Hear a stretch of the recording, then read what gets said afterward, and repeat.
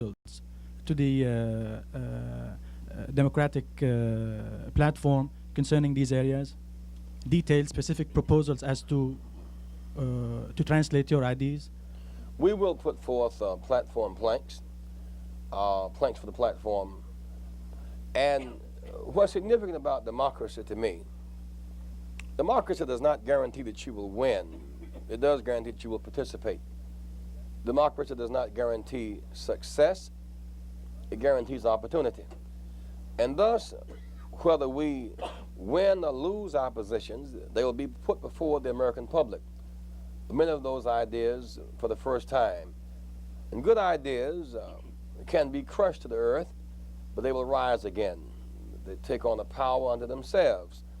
And so we shall put forth specific proposals relative to Central America and Southern Africa, not just South Africa, but Namibia and so forth, Angola and all that, as well as the Middle East. In the back there, John. Yes. Hara of Asahi Shimbun, Japan. Reverend Jackson, you have stated during your primaries that in order to reduce the budget deficit here, the allies must increase more of defense burdens. But isn't it a simple equation since you think of the international consequences? For example, resurgence of militaristic Japan will have a great effect and influence in Pacific and Asia regions, as Senator Cranston once stated. Can you clarify your point? Thank you very much for giving me the opportunity to bring clarity. My first option, that we reduce military spending without reducing our military defense, that we, number two, make major steps toward demilitarizing the world and use diplomatic approaches as opposed to military approaches. My point is, in our military budget, it's projected over 5 years about a $750 billion cost overrun. Clearly, cost overruns are not a part of our defense. And there must be a real commitment to deal with those 90% of our defense contracts are no bid. There is waste, fraud, and abuse in the cost overruns of our military budget. Secondly, we're spending $150 billion a year approximately defending Japan and Europe in peacetime. Our first step must be toward a major troop reduction in Europe. A troop reduction in the Japan-Europe relationship, and a reduction of the tensions which make people feel the need to have so many troops and so much equipment there. Japan and Europe ought to be quite aggressive in helping to reduce troops or to share the burden of maintaining them. We cannot afford to spend $150 billion a year defending Japan and Europe in peacetime while American cities collapse and the misery index in this nation rises. In fact, we're spending more money on defense, but in fact, we have less defense. We only now have deterrence. And so my real approach and appeal is not that we challenge Japan and Europe to spend more money on defense, but that all of us spend less money on defense. And all of us spend more time developing socially useful goods and services as opposed to military hardware. Ragbir Goyal, Third World News and Global Digest in India and Toronto. Mr. Jackson, why this administration is ignoring third world countries as well as the Western press has been ignoring the third world countries. Now, at the same time, at the cost of human lives, this administration has been supporting the dictators and kings of the world, like the one dictator of Pakistan and the Philippines and South Korea, but also ignoring the world's largest democracies like India. Well, this administration does not have a good record for relating to third world nations with respect. But it's not just this administration, sad to say. I was in a foreign policy debate at Harvard one night when there were 8 Democratic candidates in the race. And here top correspondents were asking questions, and top professors and sharp students at Harvard were asking questions, and all 8 Democrat candidates, the U.S. senators and former vice president, high-ranking officials, were asking questions and making statements. We went through 2/3 of the debate, and it left out 3/4 of the world. So this cataract over the eye of American foreign policy will in the long run have devastating effects unless we have corrective surgery and see the world as it really is. America is at best about 6% of the world's population. Beyond us is 94%. In our security, we've grown quite satisfied, indeed quite arrogant, and thus quite contemptuous in many ways the rest of the world. Our basic African policy is more and more of Tarzan, Jane, and Boy movies out of Hollywood than of any realistic appraisal of the worth of Africa to our nation, for example. Half of all human beings are Asian, one half. Half of them are Chinese. 1/8 of the entire human race is African. Our neighbors next door, South, Central, and Latin America, for the most part, speak Spanish and Portuguese. Hispanic citizens are having to fight hard to even get Spanish introduced into our culture. The fact is, learning a second or third language is not a threat, it's therapy. It's a way of growing and it's a way of developing. The neighbors of those in Central America happen to be the Caribbean. And you can go right around the world, and we are becoming much too isolated to assume our responsibility and to do our sacred duty to this world. Most people in the world are not white. Most people in the world are brown, are yellow, are black, female, young, poor, non-Christian, and don't speak English. That's the real world. And that's the world our leadership must address. Magda Abu Fadl, Riyadh newspaper of Saudi Arabia. How amenable are you, Reverend Jackson, to receiving funds from overseas sources to help out with the campaign? And are you concerned that many of your delegates will not be able to make it to San Francisco because of a lack of funding? Oh, we should never have overseas funding in our campaigns. I think it could be a threatening and a corrupting process. I think that overseas allies ought to invest in our banks, but just as our own government should oftentimes target for minority banks and depressed areas, that our allies ought to invest in minority, that is, the black or Hispanic banks, insurance companies, offer scholarships for our youth. Oftentimes, foreign investors find themselves from third world nations in conflict with America's basic policy, and yet in their own insensitivity, they do not relate to their basic third world allies within this country. And so I think that there certainly ought to be a free exchange of trade and mutual support. I think it could be most threatening and corrupting to a national political campaign. I think that we come out far better getting our monies from our voting constituencies and the formula that the government now has in this country, where you have a one-to-one matching.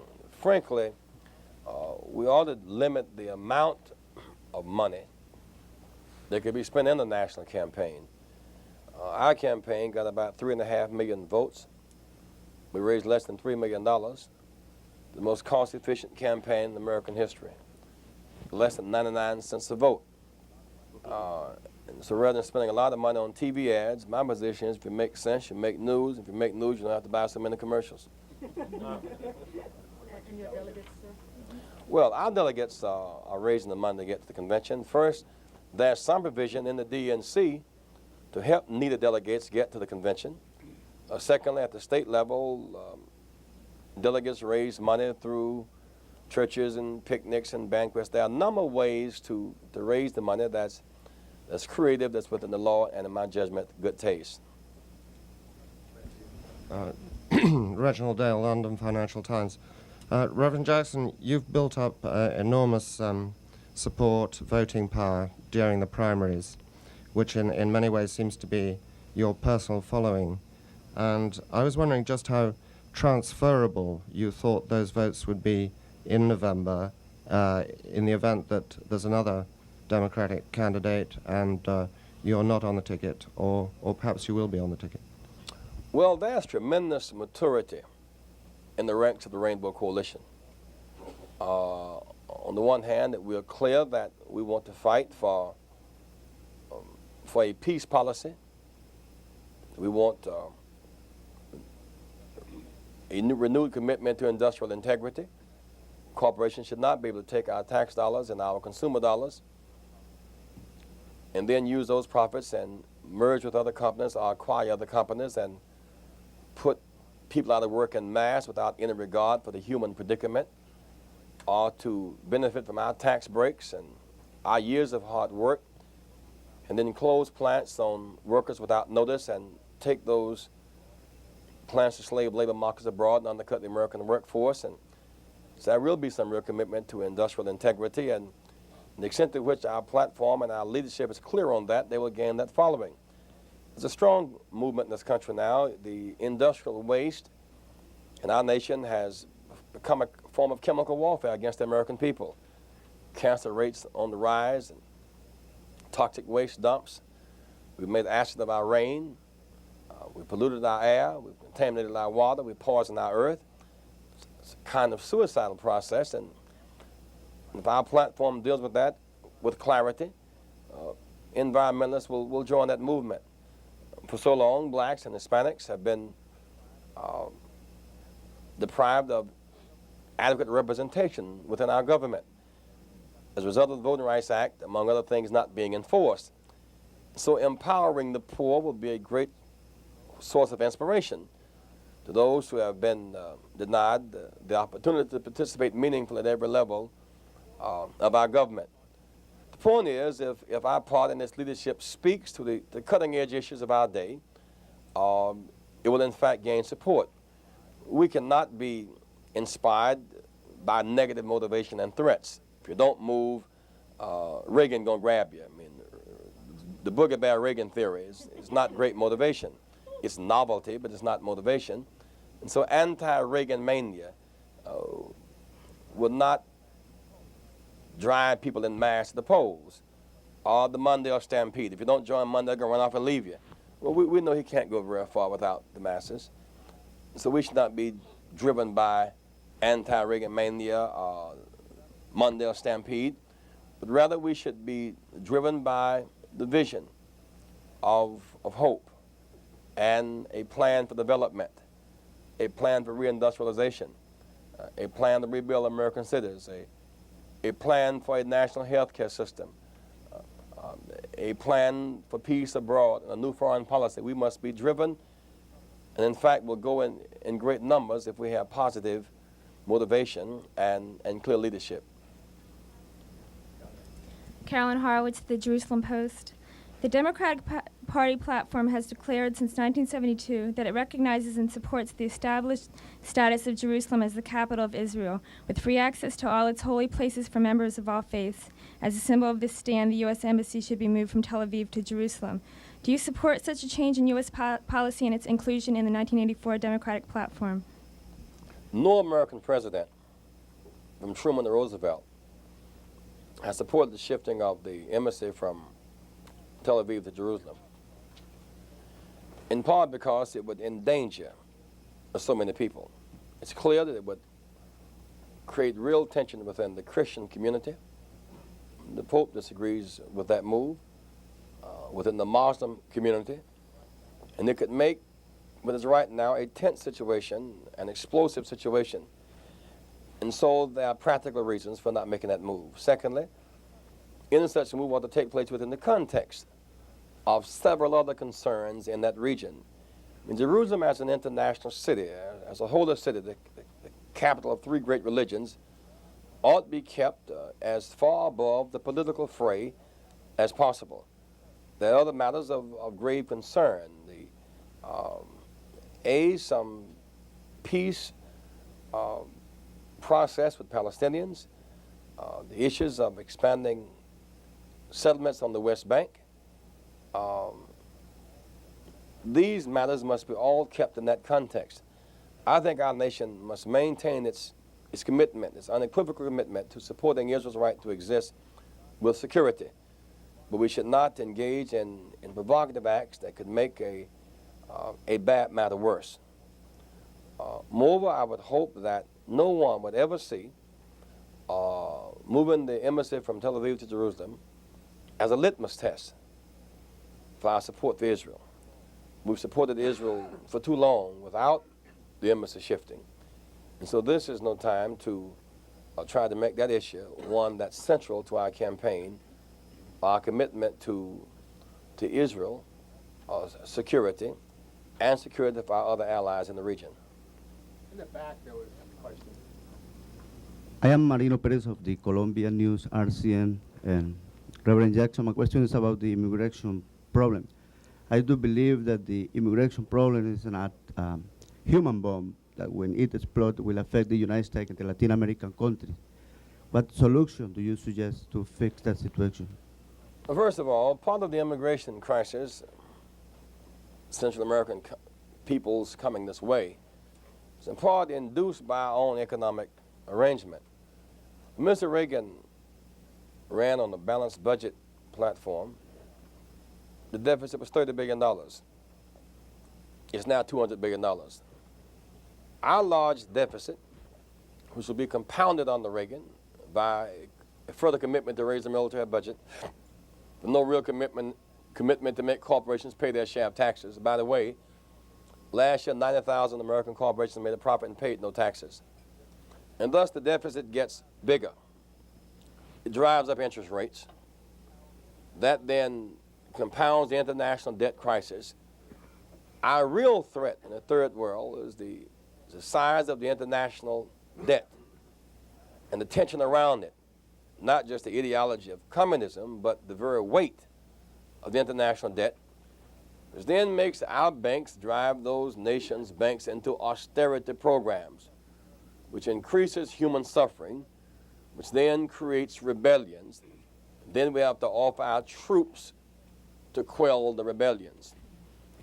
We must renegotiate those loans, must renegotiate the timetable, and offer the kind of economic aid and trade that can help rebuild the infrastructures of our neighbors and thereby make it less of an emergency to flee the country and come to another country. Most people would rather stay home. It's not just the pleasure that America symbolizes, but the pain at home that drives many people away. And oftentimes they come here and work as long as they can and then go back home because people basically want to stay home. And so we must know that many of our immigrants are economically induced to leave home by our own policies. And the very weight of the American dollar is a great factor. I do not support the Simpson-Mazzola bill, for example, because it's, among other things, mean-spirited and punitive. The idea of Hispanic-looking peoples in this country being subject to search and seizure because of their very appearance certainly is a racist act. The idea of walking around with passbooks likened unto South Africa is one of the aspects of South African behavior that we should not import to this country.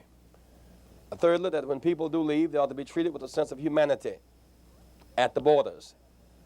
And therefore, I'm far more inclined to the Royal alternative, for example, than the Simpson-Mazzola bill. But it does mean, lastly, that we must commit ourselves to a regional approach as opposed to a person-by-person approach or a country-by-country approach. We must think in terms of of peace and development in the Western Hemisphere, and not just be trying to divide nations into good guy and bad guy relationships. Eli Ram, Israeli TV. Reverend Jackson, why didn't you denounce Mr. Farrakhan's statements? And another question, are you planning to visit the Middle East before the Democratic Convention? No, I do not intend to visit the Middle East before the Democratic Convention. First of all, I'm a Christian. And Jesus did not repudiate people. He separated the sin from the sinner. And to disagree with a given position is sufficient. Mr. Begin did not repudiate Mr. Sharon. The massacres took place in the village. He said he disagreed with it. I do not think it's necessary to go that far, because where there's life, there's hope, and we must proceed in this human pilgrimage with a spirit of redemption. In my judgment, it's a bit too far to go. I remember reading Jesus one time walked upon a group of men stoning a woman. He asked, "Why are you stoning this woman?" They said, "She's a whore, she's an adulteress." He then said, "Those without sin cast the first stone." And no rocks moved.